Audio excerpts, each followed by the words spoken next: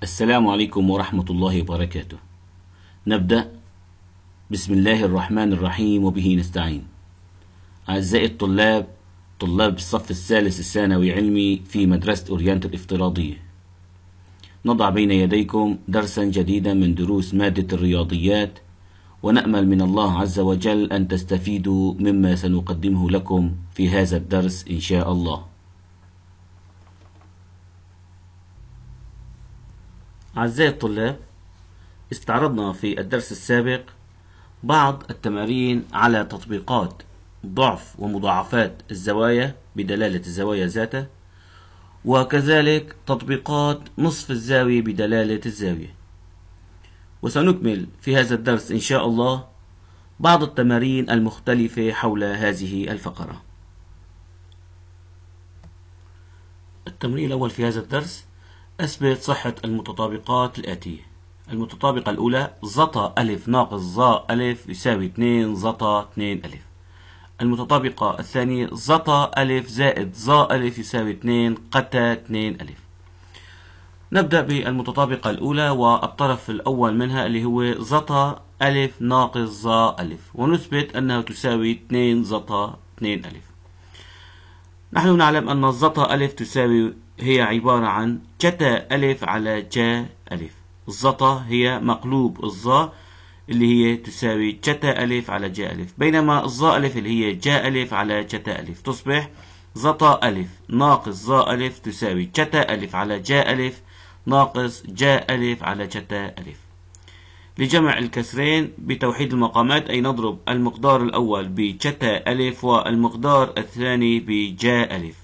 تصبح من الشكل جتا بجتا جتا مربع ألف على جتا ألف بجا ألف ناقص المقدار الثاني نضربه بجا ألف، تصبح جا مربع ألف على جتا ألف بجا ألف بعد توحيد المقامات، وبالتالي تصبح تساوي جتا مربع ألف ناقص جا مربع ألف على المقام المشترك اللي هو جتا ألف بجا ألف. جتا مربع ألف ناقص جا مربع ألف على جا ألف بجتا ألف. في البسط هو عبارة عن جتا ضعفي الزاوية. جتا مربع ألف ناقص جا مربع ألف يساوي جتا ضعفي ألف أو جتا 2 ألف على جا ألف جتا ألف. أيضا بضرب البسط والمقام ب2 تصبح من الشكل 2 بجتا 2 ألف على 2 جتا ألف جا ألف.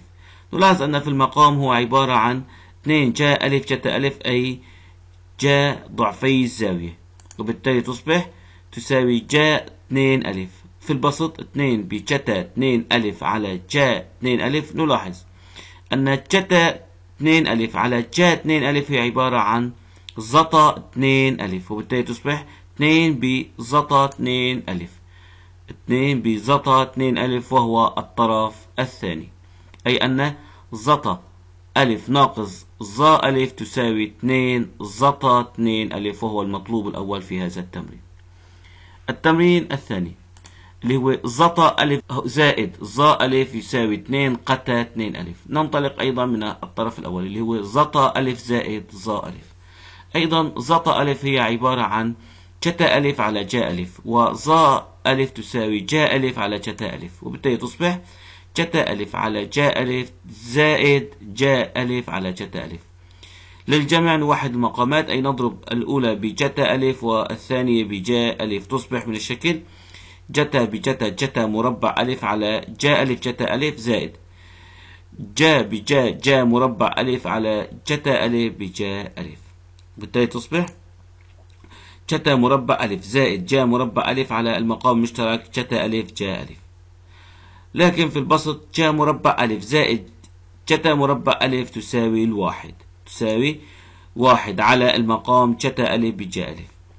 أيضا بضرب البسط والمقام ب2 تصبح من الشكل 2 على 2 جا ألف جتا ألف، والمقام هو عبارة عن جا ضعفي الزاوية 2 جتا ألف جا ألف هو جا ضعفي ألف أو جا 2 ألف. تصبح 2 على جا 2 ألف، وجا 2 ألف في المقام هي مقلوب القتا، أي 1 على جا 2 ألف تساوي قتا 2 ألف مضروبة في 2، وبالتالي تصبح 2 بقتا 2 ألف وهو الطرف الثاني، أي أن زتا ألف زائد ظا ألف يساوي 2 قتا 2 ألف، وهو المطلوب في هذا التمرين.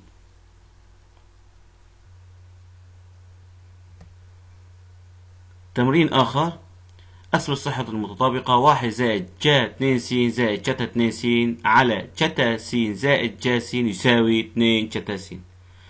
أبدأ من الطرف الأول اللي هو 1 زائد جا 2 س زائد جتا 2 س على جتا س زائد جا س. نلاحظ في البسط هو دساتير ضعفي الزاوية، بينما في المقام هو جتا س جا س. جا 2 س تساوي 2 جا س جتا س، ولكن جتا 2 س تساوي 2 جتا مربع س ناقص 1. بالتعويض 1 زائد جتا 2 س تساوي 2 جا س جتا س. جا 2 س تساوي 2 جا س جتا س، ولكن جتا 2 س تساوي 2 جتا مربع س ناقص 1. جتا 2 س تساوي 2 جتا مربع س ناقص 1 على المقام اللي هو جتا س زائد جا س. نلاحظ في البسط 1 ناقص 1، وبالتالي تصبح 2 جا س جتا س زائد 2 جتا مربع س على جتا س زائد جا س. بإخراج 2 جتا س عامل مشترك من الطرفين في البسط تصبح من الشكل 2 جتا س في المقدار الأول جا س، المقدار الثاني جتا س. نلاحظ في البسط جتا س زائد جا س، في المقام جتا س زائد جا س، وبالتالي جتا س زائد جا س على جتا س زائد جا س 1 تصبح تساوي 2 جتا س. 2 جتا س وهو الطرف الثاني، أي أن 1 زائد جا 2 س زائد جتا 2 س على جتا س زائد جا س يساوي 2 جتا س، والمتطابقة صحيحة.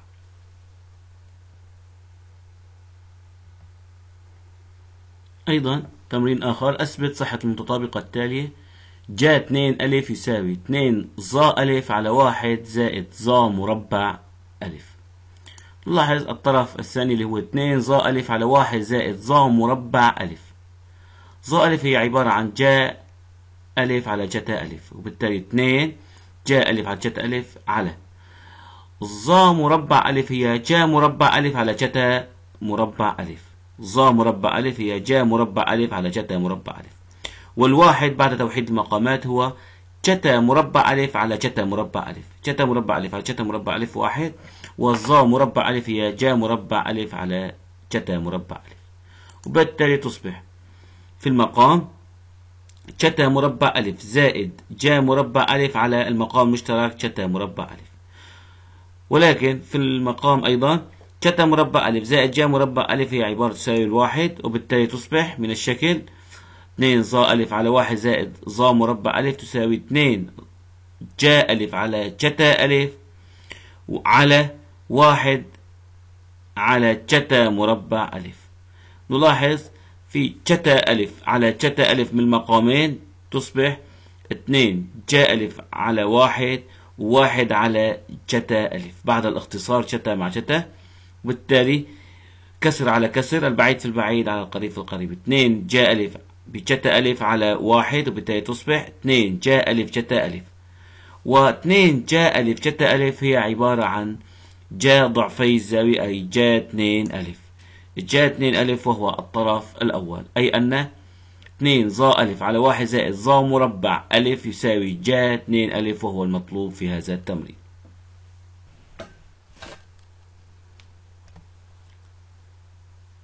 تمرين آخر: حل المعادلة جتا س ناقص 20 درجة يساوي 0.6 للفترة بين 0 درجة و 360 درجة للزاوية س. جتا س ناقص 20 درجة يساوي 0.6. العدد 0.6 هو عبارة عن جتا 53.13 درجة. 0.6 يساوي جتا 53.13 درجة. أصبحت لدينا جتا تساوي جتا، وهي معادلة بسيطة. إما الحل الأول أن تكون هذه الزاوية تساوي 53.13 زائد 360 كاف، وبالتالي س ناقص 20 تساوي 53.13 درجة زائد 360 درجة كاف. بنقل 20 إلى الطرف الثاني تصبح س تساوي 53 زائد 20 53.13 زائد 20 زائد 360 كاف 53 و20 اللي هي 73.13 درجة زائد 360 كاف. وبالتالي لمناقشة الحلول ضمن الفترة من الصفر ل 360 درجة، بالتالي بالتعويض فقط إذا كانت كاف تساوي الصفر فإن س تساوي 73.13 درجة، وهو الحل الأول لقيم س. قلنا أن إذا كانت جتا تساوي جتا فالحل الأول س ناقص 20 درجة يساوي 53.13 زائد 360 كاف، أو س ناقص 20 تساوي 360 ناقص 53.13 زائد 360 كاف. 360 ناقص 53.13 اللي هي 306.13، وبالتالي بجمع 20 للطرفين تصبح س تساوي 306.13 زائد 20 زائد 360 كاف.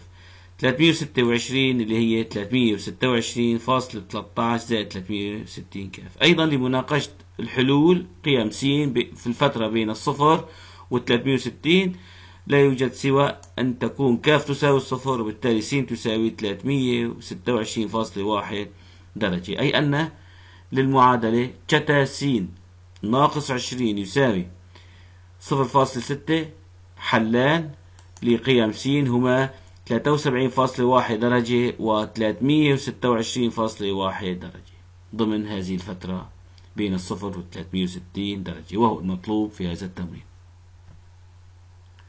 أيضا حل المعادلة الآتية: جا س زائد جتا س زائد 40 درجة يساوي الصفر لقيم س بين الصفر درجة و 360 درجة. لدينا المعادلة اللي هي من الشكل جا س زائد جتا س زائد 40 يساوي صفر. نستطيع أن نحلها بعدة طرق، مثلا بفك مركبة الجتا، أو بتحويل جا س إلى جتا س. لتحويل جا س إلى جتا س لتصبح جتا تساوي جتا، نلاحظ أن جا س تساوي ناقص جتا س زائد 90، وهي متطابقة ثابتة. جا س تساوي ناقص جتا س زائد 90. بتعويض في هذه المعادلة تصبح من الشكل ناقص جتا س زائد 90 زائد جتا س زائد 40 يساوي صفر. بنقل جتا إلى الطرف الثاني تصبح جتا س زائد 40 درجة تساوي جتا س زائد 90 درجة. أصبحت جتا تساوي جتا، وبالتالي لها حلان: إما أن تكون س زائد 40 تساوي س زائد 90 زائد 360 كاف، الحل الأول، ومن هذا الحل لا نستطيع الحصول على قيم س. أو الحل الثاني أن تكون الزاوية س زائد 40 درجة تساوي 360 ناقص س زائد 90 درجة زائد 360 كاف. بفك الأقواس ناقص س ناقص 90 تصبح س زائد 40 تساوي 360 ناقص س ناقص 90 زائد 360 كاف. وبالتالي ناقص س الطرف الأول تصبح زائد س، س زائد س 2 س، و 360 ناقص 90 اللي هي 270 زائد 40 في الطرف الثاني تصبح ناقص 40 زائد 360 كاف، أي تصبح من الشكل 2 س تساوي 270 ناقص 40 زائد 360 كاف. 270 ناقص 40 اللي هي 230 أصبحت تساوي 2 س تساوي 230 درجة زائد 360 كاف.